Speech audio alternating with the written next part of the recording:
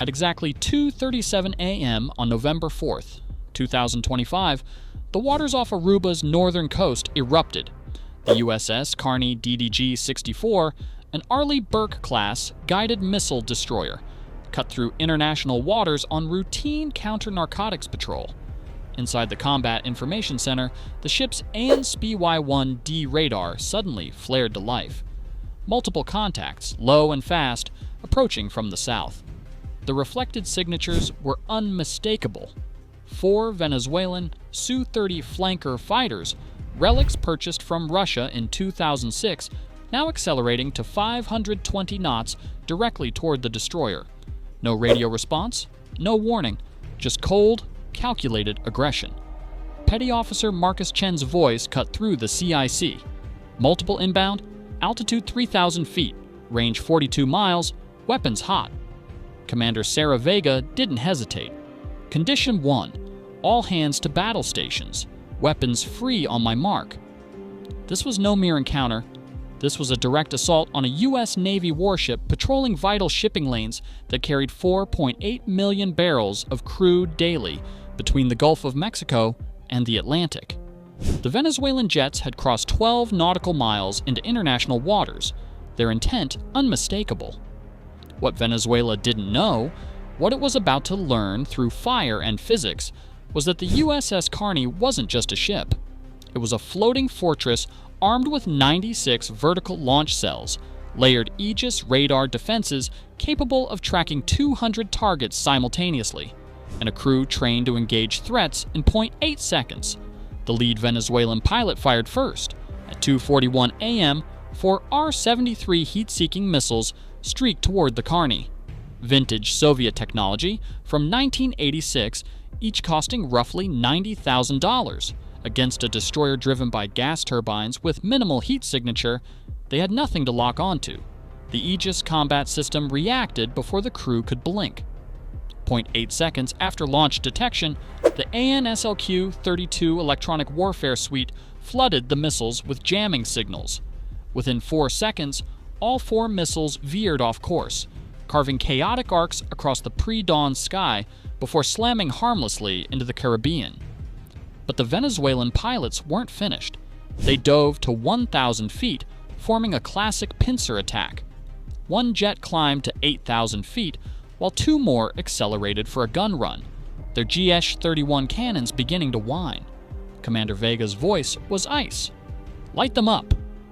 The Mk-41 vertical launch system erupted with metallic thunder. 4 RIM-166 Standard Missile 2 interceptors, each worth $3.8 million, climbed at Mach 3.5. Simultaneously, the Phalanx CIWS spun to life, its 6-barreled Gatling system capable of spewing 4,500 rounds of 20mm tungsten per minute. The sky became geometry. Vapor trails intersecting at impossible angles. At 2:43 a.m., the first Standard missile struck at 900 meters altitude. The explosion temperature peaked at 2,100 degrees Fahrenheit, 1,150 degrees Celsius. The Venezuelan Su-30's right wing disintegrated in a blossom of molten metal. Inside the cockpit, the pilot clawed for his K-36 ejection handle, but the jet was already in a death spiral, spinning violently as black smoke poured from the severed fuel lines. The canopy never separated. His final transmission was a scream that dissolved into static. The second jet tried electronic countermeasures. Its SAP-518 jamming pod, purchased through Iranian intermediaries 3 years earlier, spat false signals, attempting to blind the destroyer's radar. But the Carney's SPY-1D countered with surgical precision, feeding mirrored echoes straight back into the aircraft's systems. Within seconds, the cockpit displays flickered and died. "Target 2 losing altitude," reported the tactical coordinator. "Confirm splash," Commander Vega replied. The second Standard missile hit at 2:44 a.m. Another fireball. Another pilot who never had time to understand what precision looked like until it arrived at Mach 3.5. The remaining 2 Venezuelan jets broke formation immediately, fleeing south at maximum thrust while transmitting surrender signals on all frequencies.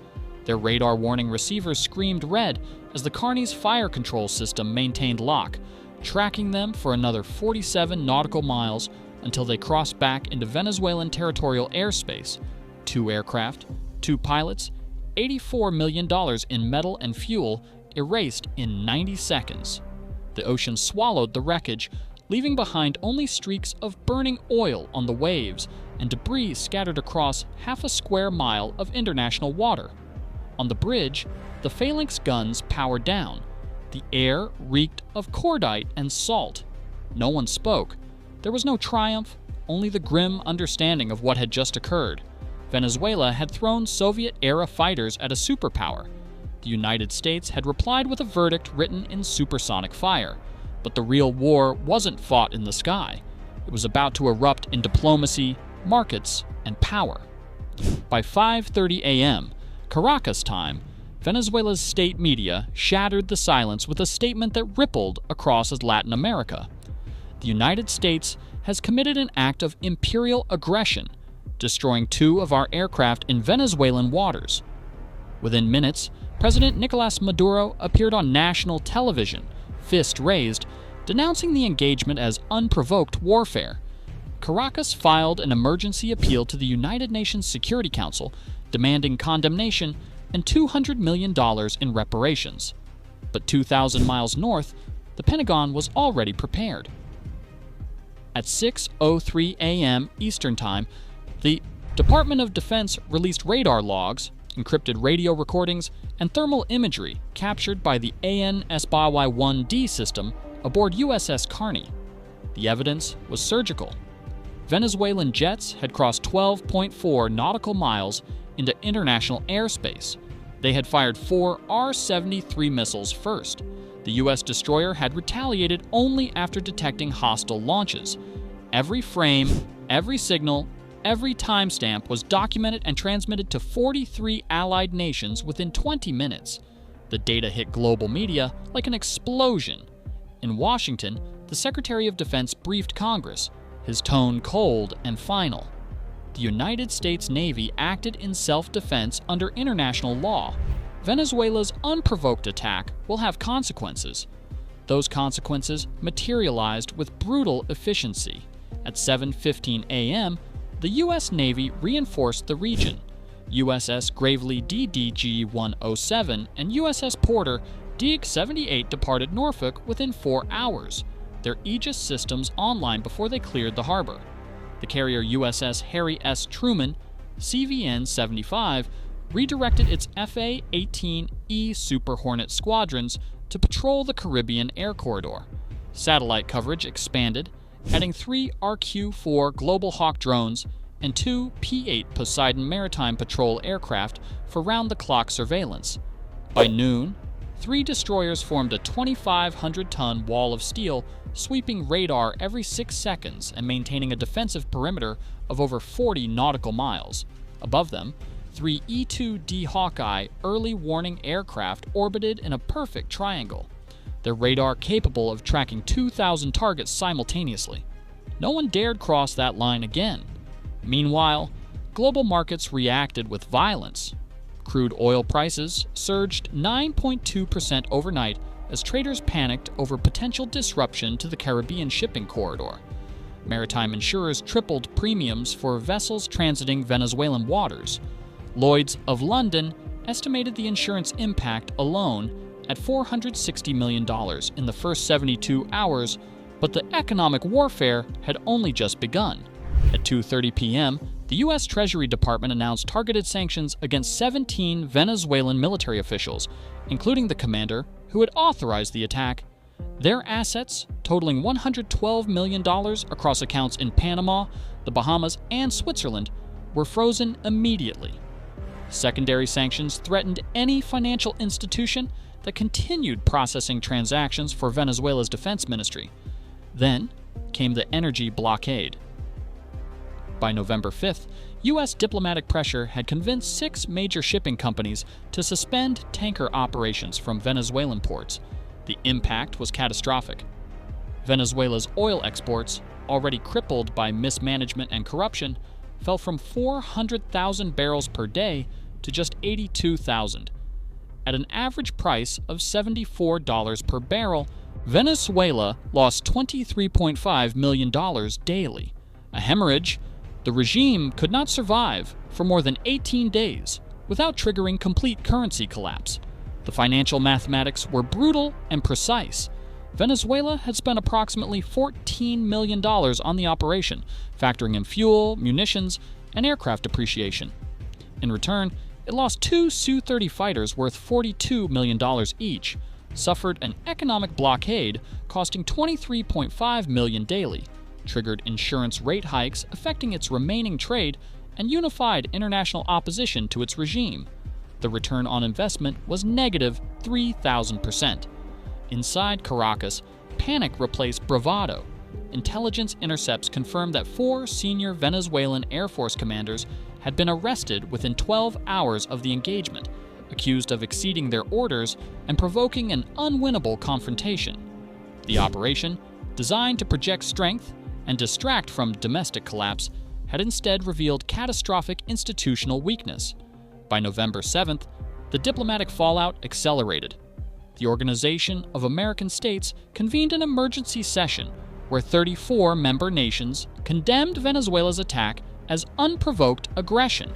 Even Cuba and Bolivia abstained rather than defend Maduro's actions. The UN Security Council vote on sanctions saw Russia abstain and China offer only perfunctory objections, neither willing to burn political capital defending Venezuelan recklessness. Washington leveraged the moment ruthlessly. Within 1 week, the United States secured expanded defense cooperation agreements with Colombia, securing access to 3 forward operating bases. Brazil quietly repositioned 2 frigates to monitor Venezuelan naval movements. Trinidad and Tobago opened its airspace to U.S. reconnaissance flights. Venezuela's gambit had achieved the opposite of its intent. It had unified the hemisphere against Caracas rather than dividing it against Washington. Yet beneath the diplomatic theater, forensic analysis revealed something darker. Intelligence officers reconstructed the decision timeline and discovered a troubling pattern. For 11 months, Venezuelan military planners had studied U.S. naval patrol patterns using commercial satellite data and signals intercepts. They had mapped the Carney's movements down to the hour. The attack timing, 2:37 a.m., was chosen specifically because it fell between shift changes aboard U.S. surveillance platforms. The operation wasn't spontaneous, it was calculated. But calculation without capability is just fantasy with a death wish. The Venezuelan pilots had been equipped with Soviet-era missiles designed to chase afterburners, not engage surface vessels. Their electronic warfare systems were outmatched by technology 3 generations ahead. Their training, degraded by years of economic collapse and brain drain, left them unable to adapt when the Aegis system countered every move before they executed it. In military academies from Annapolis to Lima, the engagement became a case study in asymmetric dominance. How one destroyer, operating with restraint and precision, stopped a regional crisis before it metastasized. How discipline outmatched desperation. How credibility, once shattered, cannot be rebuilt with propaganda alone. By November 10th, the Caribbean returned to stillness, the kind of quiet that only follows judgment. Venezuela's remaining 12 operational fighters sat grounded indefinitely, their pilots forbidden from approaching within 100 nautical miles of international shipping lanes. The regime's state media stopped broadcasting claims of victory and shifted to blaming rogue commanders for the incident. Maduro's appearance on television became less frequent as protests erupted in Caracas over food shortages exacerbated by the oil export collapse. The human cost transcended immediate casualties. 2 Venezuelan pilots died, their families receiving only propaganda, not truth, about how their sons had been sent to challenge physics itself. Their names were never publicly released.